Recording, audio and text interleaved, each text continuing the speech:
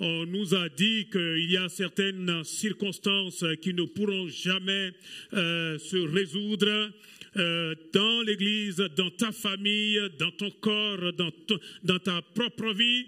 On a dit qu'il y a des obstacles que tu ne pourras jamais franchir. Vous savez, nous tendons, on le voit très bien, vers la fin de quelque chose dans ce monde et on voit que l'ennemi est vraiment debout. L'ennemi, il est encore plus agité qu'au départ et je peux vous dire que ses projets, c'est de détruire ta vie, de détruire ta famille, de détruire tes projets. Et bien sûr, d'anéantir complètement toute l'œuvre de Dieu au milieu de nous, dans cette ville, dans ce pays. Et nous regardons tout cela. Nous savons très bien que les combats seront de plus en plus durs alors que Jésus s'apprête à revenir. Mais la bonne nouvelle, c'est que dans les derniers temps, le Seigneur répandra de son esprit sur toute chair. Quelqu'un peut-il crier Amen? Alléluia. Là où le péché abonde, la grâce de Dieu surabonde. Amen. Au milieu de tout ce chaos, Dieu veut nous relever, veut nous fortifier. Il veut mettre debout une église, des hommes et des femmes qui vont partir non pas avec leur propre force, mais avec la puissance du Saint-Esprit pour démolir les forteresses. Amen. On nous a dit ça ne marchera pas. Et l'ennemi là, il se présente devant toi. Il dit tu ne passeras pas. Bien-aimé, nous avons une bonne nouvelle. C'est que Jésus a vaincu le tombeau. Amen. Jésus est sorti vivant. Amen. Il est ressuscité. Quelqu'un peut-il dire Amen? Alléluia. Oh, gloire à Dieu.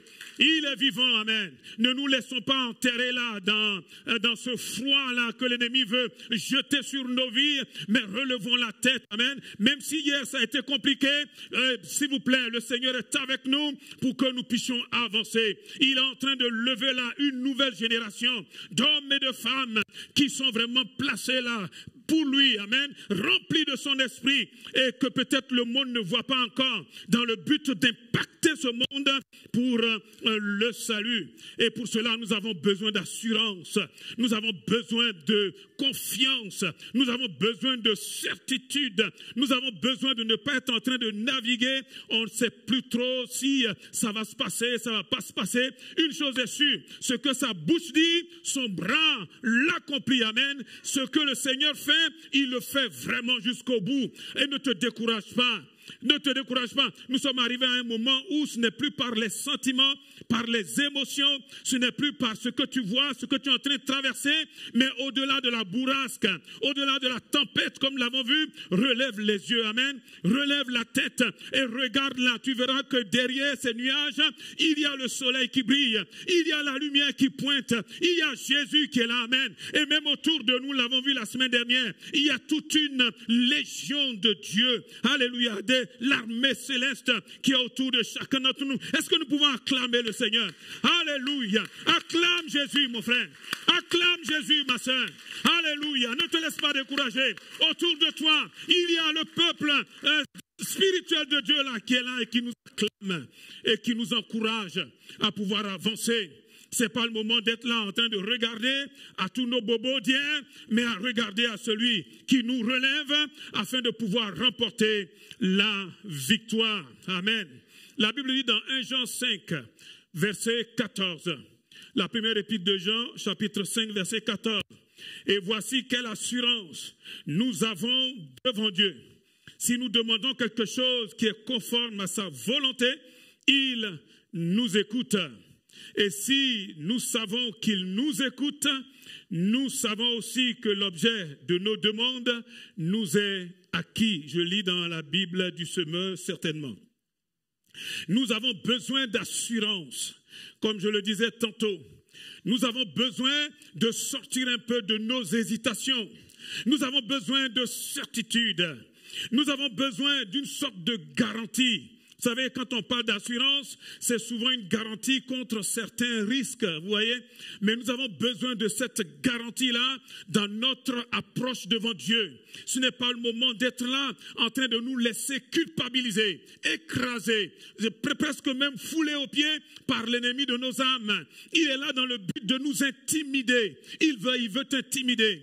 T'intimider pour ta santé, t'intimider pour ta famille, t'intimider pour tes enfants, pour tes parents, t'intimider pour tes projets, amen. Et si tu baisses là la tête, excuse-moi, il est venu pour tuer, pour égorger, pour te faire du mal. Mais le Seigneur est là pour nous apporter sa vie et la vie en abondance. Peux-tu dire Amen? Amen. Et nous ne nous laisserons pas faire. Nous avons besoin d'assurance. Ce n'est pas le moment de flotter, de vaciller, d'être là en train de trembler. Alléluia. Mais au contraire d'avoir des certitudes, d'avoir une sorte de sécurité, sécurité physique, sécurité morale et spirituelle, en sachant, comme il est écrit ici, que nous savons qu'il nous écoute. Nous savons qu'il nous écoute. Amen. Nous savons. Ouais, quand les disciples parlent comme ça, ils sont en train de dire, vous pouvez raconter tout ce que vous voulez. Vous pouvez nous montrer tout ce que vous êtes en train de vivre. Mais nous avons la certitude, amen. Nous avons la garantie que ce Dieu-là nous écoute, amen. As-tu la garantie? C'est le moment là d'entrer justement dans ces choses pour recevoir la certitude, l'assurance que Dieu est avec nous, amen. Nous avons besoin de cette confiance. Nous avons besoin de cette sécurité. Vous savez, quand vous avez de l'assurance devant quelqu'un, vous pouvez parler. Vous êtes libre. Vous n'êtes pas en train de parler en disant, ah, mais si je dis tel mot, comment il va réagir? Ouais, vous êtes libre de tout dire. Vous êtes libre de rire sans arrière-pensée. Et nous sommes devant Dieu. Il dit, voici l'assurance que nous avons, non pas devant les hommes, mais devant Dieu. Amen. L'assurance que nous avons devant le Seigneur, devant celui devant qui tout est à nu, tout est clair, devant qui les ténèbres s'enfuient. Oui, nous avons de l'assurance. Bien-aimés, c'est de cela dont nous avons besoin, d'avoir des convictions réelles. Quand nous nous levons, même si le corps là parfois traîne un peu, même si c'est compliqué, même si la bataille fait rage, mais d'avoir la certitude qu'il est là, amen, qu'il est là. Vous savez, le problème commence à venir quand nous ne sommes plus très sûrs que le Seigneur est là. Vous vous rendez compte? Au moment où on a le plus besoin, au moment où c'est dur de réaliser que quelque part, vraiment, le Seigneur n'est pas là. Et c'est en ce moment-là que l'ennemi vient pour t'accuser. La Bible l'appelle l'accusateur des frères. Il est là pour t'accuser, pour dire, tu vois, là, tu es indigne. Là, tu n'es pas capable. Là, tu ne peux pas te lever. Bien-aimé, la Bible nous dit, ils ont vécu par le sang de l'agneau, amen, et par la puissance de leur témoignage. Oh, gloire à Dieu. Le sang de l'agneau. Et l'ennemi peut faire ce qu'il a à faire. Mais j'aimerais vous dire que c'est vraiment nous, le peuple de Dieu, nous devons revenir là aux fondamentaux et présenter le sang de l'agneau. Tout à l'heure, nous parlions de justice. La justice, c'est vraiment, si vous voulez, une arme terrible. La justice, nous ne sommes pas justes de nous-mêmes, mais nous sommes justes au travers du juste. Nous sommes justes au travers de celui qui pour nous s'est fait pauvre. Et il est descendu dans les enfers, amen. Et il a arraché, si vous voulez, la puissance de la mort. Il a arraché la clé et il est sorti vivant, amen. Il peut dire, oh mort, où est ton aiguillon? Oh mort, où est ta victoire? C'est ce Jésus-là qui nous donne de l'assurance, de la victoire, amen. Et qui, par son sang, nous couvre. Ce n'est pas le moment d'être là, de prendre des coups et de dire, oh, de toute façon, je ne suis pas digne. Qui est digne? Qui est digne? Nous sommes venus là cet après-midi. Dieu seul sait dans quelles conditions nous sommes. Nous sommes souvent enveloppés de tellement de choses. Et l'ennemi est en train de nous dire, toi là, tu ne peux même pas relever la tête. Et oui, il est en train là de te dérouler un peu ton passé, peut-être même un passé récent, des choses pour lesquelles tu n'es pas vraiment digne aussi. Mais la bonne nouvelle, c'est que Jésus est vainqueur. Amen. C'est que Jésus est avec toi. C'est que son sang parle encore pour nous. La Bible nous dit que le sang de Jésus, il parle plus fort que le sang d'Abel. Amen. Alléluia. Le sang de Jésus nous purifie. Amen. Quelqu'un peut-il relever la tête et dire, le sang de Jésus m'a justifié. Amen. Le sang de Jésus m'a justifié. Amen. Oh, gloire à Dieu. Amen. Nous avons besoin d'assurance. Et j'en dis, et cette assurance que nous avons devant Dieu, c'est si nous demandons quelque chose qui est conforme à sa volonté, il nous écoute. Il nous écoute. Il nous écoute. Avez-vous vraiment la certitude que Dieu vous écoute? Avez-vous vraiment la certitude que Dieu est là? Sinon, quelque part, ça sert à quoi de prier? Ça sert à quoi de jeûner? Ça sert à quoi de se morfondre? Ça sert à quoi finalement de venir même à la réunion? Ça sert à quoi si nous n'avons pas d'assurance, si nous n'avons pas de conviction véritable? Ça sert à quoi?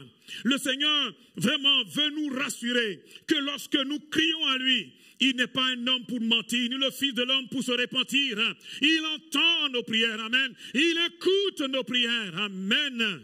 Et là, il continue en disant, et si nous savons qu'il nous écoute, nous savons aussi que l'objet de nos demandes nous est acquis.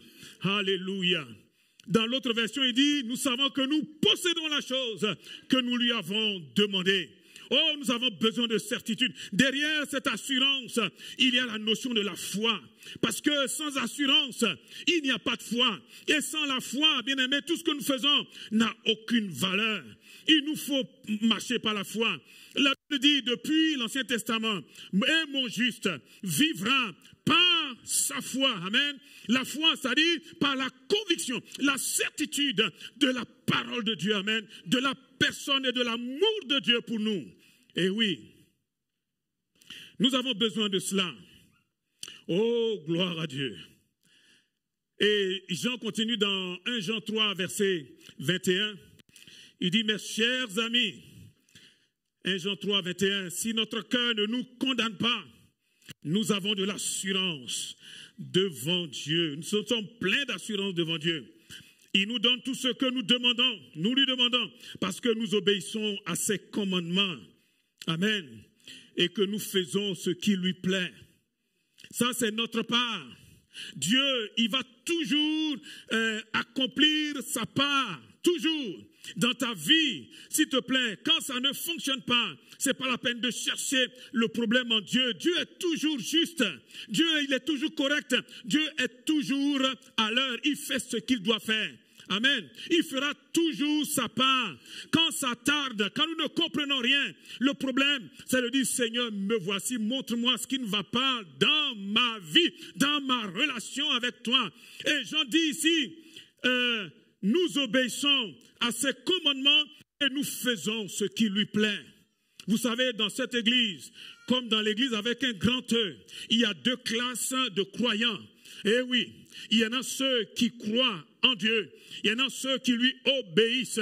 Il y en a ceux que lorsque la parole de Dieu est apportée, ils obéissent immédiatement, promptement. Et puis il y en a qui traînent les pieds. Il y en a qui se bouchent les oreilles et qui disent, moi c'est vrai, j'ai entendu ça, mais je ferai ce que moi-même je veux. Dans cette église, dans l'église du Seigneur, il y a toujours comme ça ces deux classes-là. Ceux qui sont prêts à lui obéir, ceux qui lui disent, Seigneur, je veux marcher selon ta parole, je veux vivre pour toi, je veux me lever pour toi, je veux avancer pour toi. Vous savez quoi? Le Seigneur est en train d'équiper ceux-là. Amen. Oh, gloire à Dieu. Et puis il y en a qui traînent les pieds. Regardez même dans nos propres familles, on a plusieurs enfants. Mais vous allez voir qu'il y a toujours ces deux classes, même parmi les enfants. Il y a des enfants qui sont très obéissants. Dès que les parents commencent à exprimer un besoin, on les voit tout de suite, sont prêts à rendre service. Et puis les autres qui traînent le pied, qui ne sont pas d'accord, qui sont toujours en train de se prélasser, de traîner et de prendre du bon temps. Quand ils doivent dire oui, il faut qu'ils aient dit au moins 10 fois non. Et puis à la fin, peut-être un jour, il va dire oui. Vous voyez, qui prennent beaucoup de temps. Et on voit très bien que même si ce sont nos enfants que nous aimons, mais notre communion avec ces deux-là, elle est quand même différente. Vous savez pourquoi? Mais parce que ça dépend justement de comment ils se positionnent. Dieu me charge de vous dire que dans ta vie, tu as toujours un choix à faire. Soit tu décides de lui obéir, soit tu décides de désobéir à sa parole. Et de toute façon, Dieu seul connaît tous ceux qui lui appartiennent, la Bible dit. Dieu connaît ceux qui le craignent. Dieu connaît tous ceux qui entendent la parole et qui en font à leur tête. Vous savez quoi? Quand le soleil de justice va se révéler, et tout ce qui est dans les ténèbres là va venir à la lumière. Amen. Tout ce qui a été chuchoté dans les ténèbres, tout cela sera su. On saura toutes choses. Mais pour l'instant, je crois que Dieu demande à son Église, afin d'avoir cette assurance, cette garantie, cette certitude qu'il est là, bien aimé, de faire ce qui lui plaît. Amen. De faire ce qui lui plaît. Une vie qui est fondée sur ce que Dieu me demande de faire. Ça ne me plaît pas. Mon corps dit non, je n'ai pas envie. Au contraire, j'ai envie de faire complètement, tout à fait le contraire de ce qu'il me demande. Mais suis ta parole, Seigneur, je vais le faire. Je vais le faire. Dis-moi, où est-ce que toi tu en es? Tu es dans quel camp? Tu es dans quel groupe? Vous savez, les temps qui viennent là, tous ceux qui traînent le pied, ça va être compliqué. Pourquoi? Mais parce que c'est sur ces personnes-là que l'ennemi va véritablement axer ses attaques. Parce qu'il sait que sur des personnes comme ça, s'il essaye d'insister un tout petit peu, ils vont peut-être même lâcher prise. Eh oui, c'est le moment d'être fort. C'est le moment d'être solide. C'est le moment de dire, Seigneur, mon Dieu, je suis là pour toi. Amen. Je ne suis pas un plaisantin. Je ne suis pas là quelqu'un qui passe. Mais je suis vraiment ton enfant. Je veux faire ce que toi tu me demandes de faire. Dis-moi, toi, qu'est-ce que tu décides aujourd'hui? Qu'est-ce que tu vas faire? Dans quel camp tu te trouves? Oh, ma prière, vraiment, c'est que nous soyons tous des fils et des filles de Dieu, obéissants à sa parole. Amen. Prêts à lui obéir. Prêts à faire ce qu'il nous demande de faire. Gloire à Dieu. Et cela n'a rien à voir avec le nombre d'années que nous avons passées dans l'Église.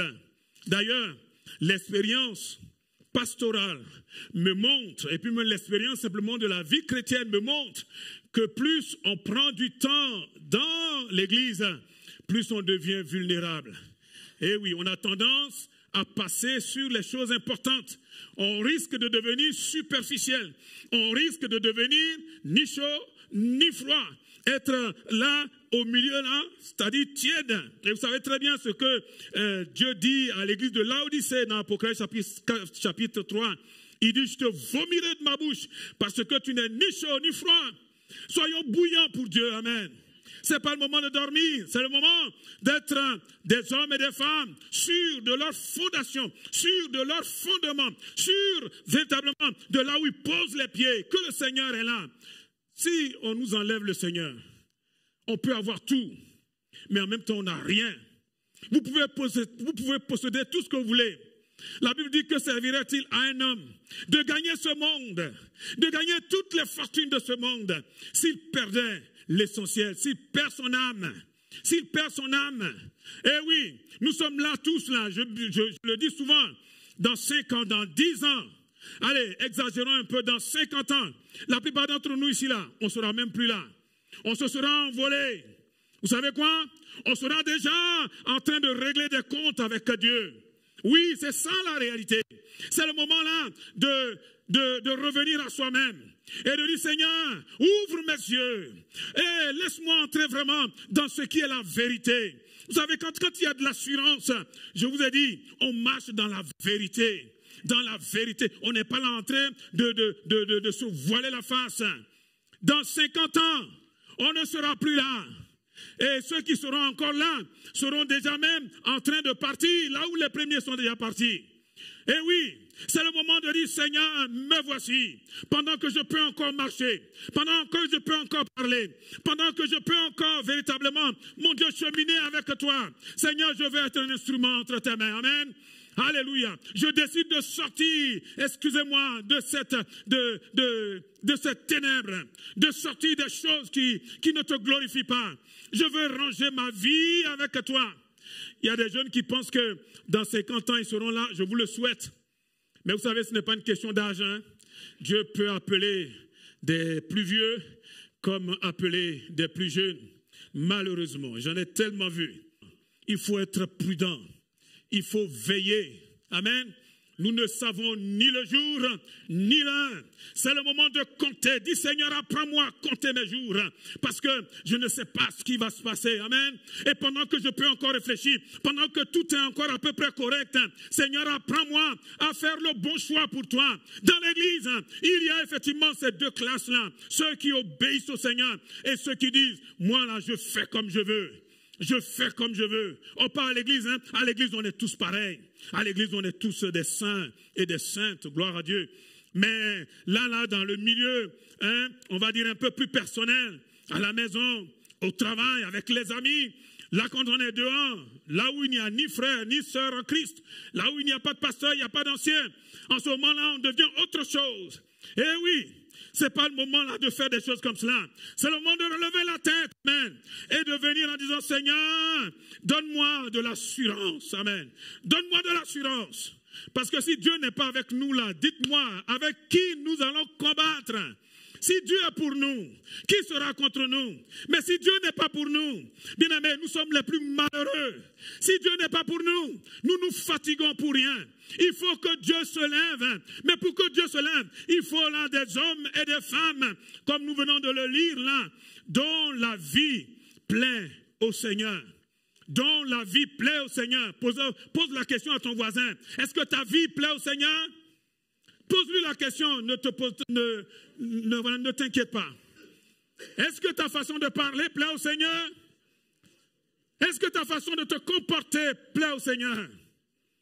Est-ce que ta façon même de réfléchir plaît au Seigneur? Est-ce que ma façon de faire plaît au Seigneur? Seigneur, aie pitié de moi. Amen. Seigneur, aie pitié de moi. Ah, c'est le moment où nous avons besoin de dire, Seigneur, aie pitié de moi. Amen. Alléluia. J'ai besoin de toi pour avoir de l'assurance. Jean dit, si notre cœur ne nous condamne pas, nous avons de l'assurance. Si ton cœur ne te condamne pas, bien aimé, quand tu pries là, tu peux prier la prière de la foi. Tu sais pourquoi? Parce que l'ennemi ne peut pas t'arrêter. L'ennemi ne peut rien faire. Quand il vient là, tu dis, il n'y a rien de moi, il n'y a rien de toi en moi. Amen. Comme le Seigneur lui a dit. Parce qu'il n'a pas de prise. Il n'a pas de prise. Mais si tu restes là dans la poussière, si tu restes là dans la boue, il va te marcher dessus. Alors que tu es fille de Dieu. Ah, c'est le moment que le peuple de Dieu se lève. Amen. Pour dire, Seigneur, allez, on laisse tout ça derrière. Et on veut chercher vraiment ta voix. Il faut de l'honnêteté. Il faut de la vérité. Avec Dieu. Et la Bible dit, si nous le cherchons, je crois que c'est dans Jérémie 29, 13, mais bon, je peux me tromper. Il dit, si nous le cherchons de tout notre cœur, nous le trouverons. Amen. Mais il faut le chercher. J'étais en train de réfléchir dans la parole de Dieu. J'ai été surpris. Chaque fois qu'il y avait un nouveau roi, pour savoir s'il était un bon roi, je ne parle pas de Dagobert, hein? Un bon roi d'Israël. La Bible dit, il se disposa à chercher l'Éternel. Mon Dieu. Tous ceux qui ont été des bons rois, c'est justement des personnes, alors que ce sont des rois, ils se disposent à chercher l'Éternel. À chercher l'Éternel. Je me dis, mais pour être roi, il y a déjà pas mal de choses. Tu ne peux pas être roi comme ça. Forcément, tu es dans une lignée où tu as appris, au moins qui est l'Éternel. Mais, effectivement, la personne est intronisée. Parfois, elle fait des choix qui ne sont pas à la gloire de Dieu.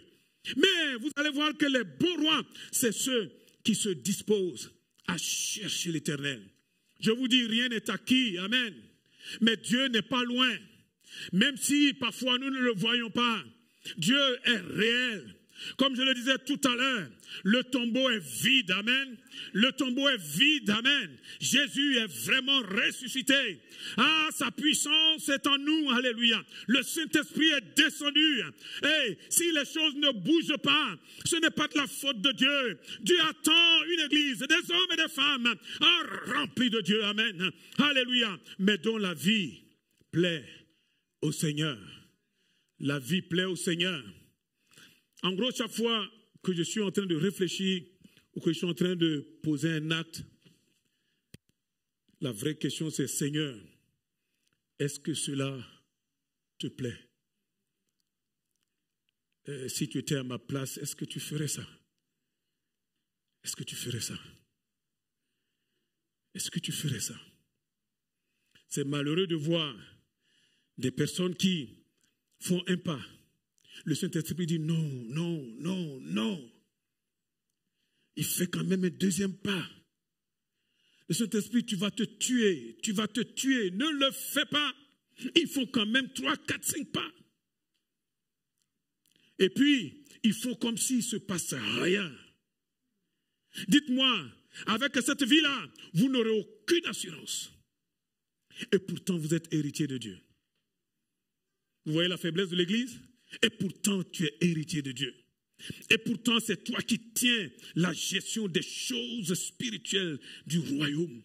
Et c'est nous qui sommes les héritiers. Mais l'ennemi arrive à nous avoir lorsque nous perdons notre assurance.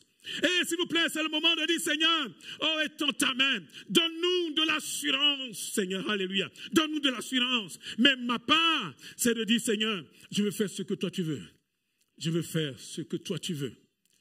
Je veux faire ce que toi tu veux. Le psalmiste disait au psaume 66, verset 18, « Si j'avais gardé dans mon cœur des intentions coupables, Dieu ne m'aurait pas écouté. » Dans l'autre version, je crois qu'il est dit, « Si j'avais conçu l'iniquité, Dieu ne m'aurait même pas exaucé. » Pourtant, Dieu exauce. Pourtant, Dieu agit. Vous voyez, ici, là, il est en train de dire, psaume 106, verset 18, « Si j'avais gardé dans mon cœur des intentions coupables, c'est-à-dire que je n'ai même pas encore accompli. Je n'ai même pas encore réalisé la chose. C'est encore à l'intérieur. » Déjà, Dieu ferme la porte. Tu peux crier, tu peux gesticuler, tu peux répéter toute la Bible. Dieu n'écoute pas. Dieu n'écoute pas. Et finalement, c'est toi qui tu tournes en rond. Tu tournes en rond. Après, tu vas dire, oui, mais la Bible, oui, mais le Seigneur, oui. Non, non, ce n'est pas Dieu. Ce n'est pas Dieu. Il y a de l'assurance en Dieu. Quand notre cœur ne nous condamne pas, mon Dieu, notre cœur ne nous condamne pas. Et même si notre cœur nous condamne, parfois, même quand tu as déjà réglé ta vie avec Dieu, l'ennemi vient quand même, hein. Il dit, mais tu te rappelles là, il y a 10 ans en arrière, tu as fait ça. Tu dis, oh, tais-toi, le sang de Christ m'a purifié. Amen. Et même si notre cœur nous condamne, Dieu est plus grand que notre cœur. Amen. Dieu est plus grand. Mais pour pouvoir parler comme cela, il faut sortir de la boue. Il faut sortir de la mare aux cochons. Il faut arrêter là de traîner avec les cochons. Il faut faire, non pas comme le jeune homme là, hein, le fils prodigue, qui disait, ah, j'irai voir mon père. Ah, il faut que je parte. J'irai voir mon père. Ah, tant que tu n'es pas sorti, tu es dans la mare aux cochons, mon frère. Ma soeur, tu tournes en rond. Je sais que parmi nous, il y en a qui vivent des moments difficiles. Mais croyez-moi, rien n'est plus grand pour Dieu. Alléluia. Rien. Absolument rien. Et dans tout ce que nous sommes en train de traverser, vous savez quoi? Nous verrons des miracles de Dieu. Dis Amen. Alléluia. Nous allons traverser là cette difficulté. Et nous verrons au bout là qu'il y a un Dieu qui opère des miracles. Connaissez-vous les miracles de Dieu? Les gens du dehors ne le savent pas. C'est pour cela qu'ils nous disent, c'est impossible. On ne peut pas le faire, on ne peut pas y arriver. Mais nous, nous savons en quel Dieu nous croyons. Nous l'avons vu déjà faire, alléluia. Avez-vous déjà entendu qu'il y a un Dieu qui a fendu une mer en deux pour faire passer des milliers et des milliers de personnes à pied sec? Connaissez-vous un Dieu capable de faire descendre de la nourriture du ciel? Vous connaissez ça, vous? Connaissez-vous un Dieu qui est capable de changer les vies, de prendre, excusez-moi, une mauviette comme moi, de prendre là une pourriture là et d'en faire des princes et des princesses? Vous en connaissez-vous? Les gens dehors ne le savent pas.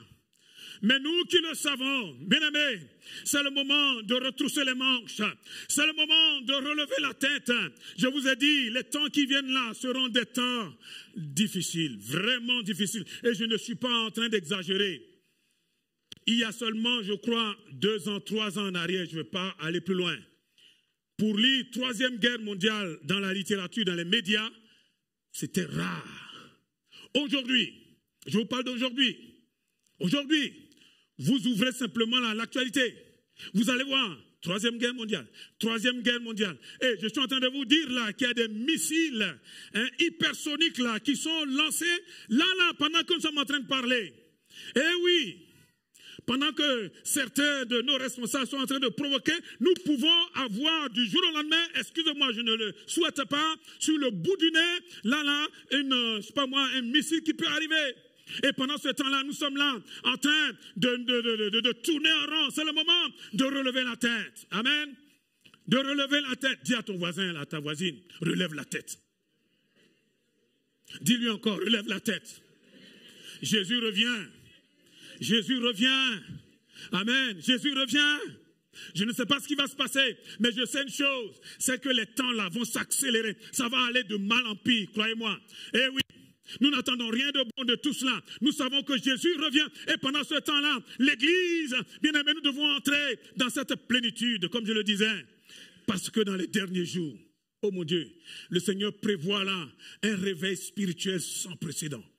Une onction de Dieu déversée sur tous ceux qui décident de lui obéir. Dieu donne le Saint-Esprit à ceux qui lui obéissent. Amen. Toi, qu'est-ce que tu vas choisir? Toi, qu'est-ce que tu vas faire? Vous savez, quand on arrive dans ce domaine-là, ce n'est plus des émotions. Il y a des moments difficiles de la vie où on ne peut même pas parler. Tout est fermé. Et c'est seulement votre confiance en Dieu qui reste. Je vous donne un exemple. Quand Jésus est devant la tombe de Lazare, dites-moi, quand Jésus se trouve là devant la tombe de Lazare, avec tous les railleurs là qui sont autour, vous voyez que c'est fermé, non? Tout est blackout, fermé. Tout le monde te regarde. Là, tu as parlé, on est devant la tombe. Mais tu as fait quoi? Tu as fait quoi?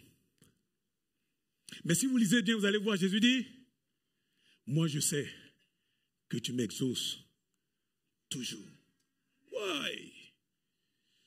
Pour que quelqu'un puisse parler comme ça, c'est qu'il a de l'assurance. Il voit la mort. Il voit la tombe. Le bonhomme qui est dans là, il est en train de pourrir. Ça fait 4 jours qu'il est là. Et tu as des railleurs là qui sont là qui disent, t'as pas dit que tu es Dieu? Vas-y là. Le ciel est fermé. Tout autour de toi est noir, sombre. Il ne reste qu'une seule chose. Ton assurance en Dieu. En Dieu. Allez, je vais vous livrer un peu mon cœur.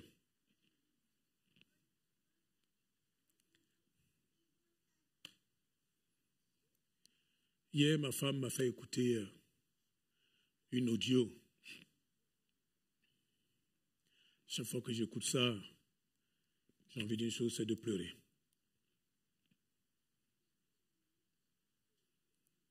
Une femme qui est en train de se mourir de cancer de sein dans un pays où il n'y a rien. Même pas le minimum pour atténuer ses souffrances. Rien. Ici encore, même quand c'est compliqué, on peut te donner un peu de morphine. On peut t'accompagner un peu. Elle est en train de s'éteindre dans d'horribles, dans d'atroces souffrances.